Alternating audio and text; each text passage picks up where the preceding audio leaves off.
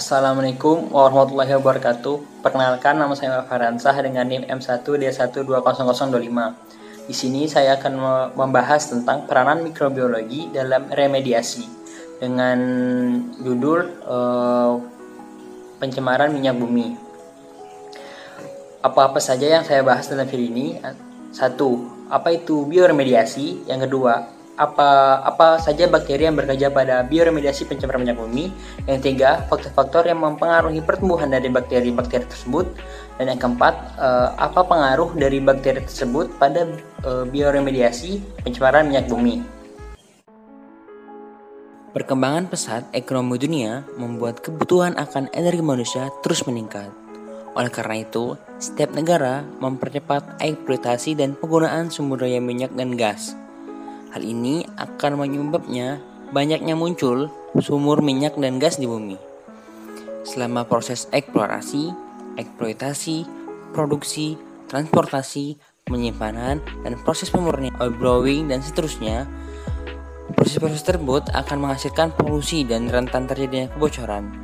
Kejadian tersebut akan membawa dampak kontaminasi pada ekosistem tanah dan ekosistem air. Residu yang diperoleh dalam proses pengolahan minyak bumi mengandung hidrokarbon, logam-logam berat, dan berkonsentrasi tinggi.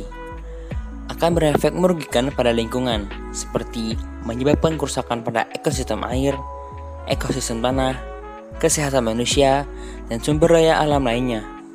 Oleh karena itu, hal ini harus ditangani dengan serius.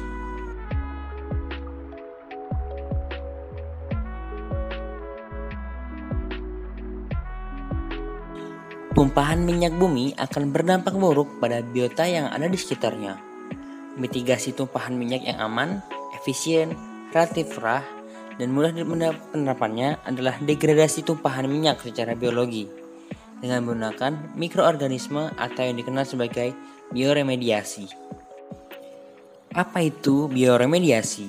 Bioremediasi adalah aplikasi dari prinsip-prinsip proses biologi untuk mengolah air, tanah, lumpur yang terkontaminasi zat-zat kimia berbahaya. Proses bioremediasi mengarah pada proses penghilangan senyawa yang tidak diinginkan pada tanah, lumpur, air tanah, atau air permukaan sehingga lingkungan tersebut kembali bersih dan alamiah dengan menggunakan mikroba. Mikroba inilah yang memegang peranan penting dalam bioremediasi lingkungan yang tercemar limbah minyak bumi. Bioremediasi bertujuan untuk memecah atau mendegradasi zat pencemar menjadi bahan yang kurang beracun atau tidak beracun sama sekali. Namun, tegangan permukaan minyak bumi dapat menghambat proses bioremediasi, sehingga memerlukan surfaktan untuk meningkatkan bioavailabilitas minyak bumi sehingga memudahkan bakteri melakukan kontak dengan karbon sebagai sumber makanannya. Contoh bakteri yang bisa menghasilkan biosurfaktan adalah Bacillus cereus dan Pseudomonas butida. Oleh karena itu, kedua bakteri ini yang digunakan dalam bioremediasi limbahan minyak bumi. Bacillus cereus merupakan bakteri gram positif yang secara alami mengandung dinding yang bermuatan negatif. Ini dikarenakan kandungan fosfat dan asam teucot yang mengikat dan mengatur pergerakan kation melewati membran, sehingga logam-logam bermuatan positif yang terlarut di dalam limbah akan terikat dengan membran bakteri. Bacillus cereus mampu mereduksi kandungan logam dari limbah. Bakteri ini memiliki kemampuan untuk menggunakan logam berat yang terdapat pada limbah untuk digunakan sebagai bahan metabolismenya. Pseudomonas butida merupakan rhizobakteri yang dapat menghasilkan siderofor atau senyawa pengompleks Fe, sehingga bakteri Pseudomonas butida dapat menghilangkan kandungan logam Fe pada tanah. Pseudomonas butida juga memiliki resisten terhadap beberapa logam berat seperti Pb dan Zn. Hasil penelitian menunjukkan bahwa Pseudomonas butida memiliki angka removal untuk logam Pb dan Zn, yaitu 2,01% dan 6,5%. Selain itu, bakteri ini memiliki kemampuan untuk mendegradasi senyawa hidrokarbon. Bakteri ini mendegradasi senyawa hidrokarbon dengan cara memotong rantai hidrokarbon tersebut menjadi lebih pendek dengan melibatkan berbagai enzim. Oleh karena itu, Pseudomonas foetida ini digunakan untuk menanggulangi pencemaran minyak. Bakteri ini memegang peranan penting pada proses dekomposisi, biodegradasi siklus karbon dan nitrogen. Penggunaan Pseudomonas foetida lebih aman karena tidak bersifat patogen pada manusia dan tanaman, serta tidak berbahaya seperti Pseudomonas aeruginosa yang bersifat patogen pada manusia.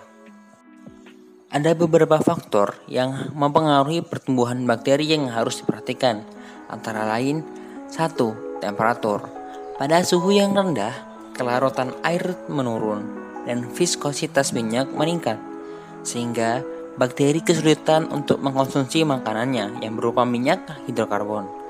Sedangkan pada suhu yang tinggi, metabolisme bakteri terus meningkat, biasanya sekitar 30-40 derajat Celcius dalam lingkungan tanah. Kedua, pH. pH pertumbuhan untuk bakteri Bacillus cereus dan Pseudomonas foetida adalah 5,5 sampai 8,5 derajat dan 7 sampai 8,5 derajat. Yang ketiga, oksigen. Dalam proses bioremediasi, oksigen digunakan untuk reaksi oksidasi dan respirasi. Sebagian besar mikroorganisme Haemophilogam tergolong dalam mikroorganisme aerob, termasuk pula bakteri Bacillus cereus dan Pseudomonas foetida. Keempat, sumber makanan. Karbon yang tersedia pada hidrokarbon minyak bumi yang banyak terdapat pada tanah tersebut dimanfaatkan oleh bakteri sebagai sumber energi bagi pertumbuhan selnya.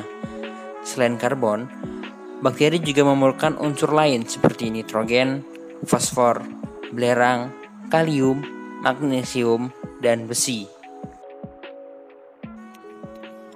Saya mengambil 3 penelitian yang dilakukan oleh para ahli guna mengetahui pengaruh mikroba, Pseudomonas, dan Bacillus pada bioremediasi minyak bumi. Penelitian pertama, penelitian yang dilakukan pada tahun 2016 oleh Universitas Indonesia dengan judul Penurunan TPH Slug IPAL dari lokasi produksi gas bumi PT Medco. Bakteri yang digunakan pada penelitian ini adalah Pseudomonas dan Bacillus. Untuk tahap bioremediasi, bahwa bioremediasi dengan metode bioslurry berhasil menurunkan konsentrasi TPH dengan slug terkontaminasi hidrogen dengan tingkat penurunan yang paling optimum sebesar 12,2% menjadi 0,76% selama 7 minggu. Serta konsentrasi mikroorganisme yang paling optimum adalah mendegradasi hidrokarbon 10% dengan presentasi biodegradasi sebesar 94%. Penelitian yang kedua yaitu penelitian yang dilakukan oleh Muhammad Rinjal dengan judul Isolasi bakteri pendegradasi hidrokarbon dari limbah minyak bumi PT Olob Bulan. Hasil penelitian ini menunjukkan bahwa mikroorganisme memiliki kemampuan dalam mendegradasi hidrokarbon dalam limbah minyak bumi.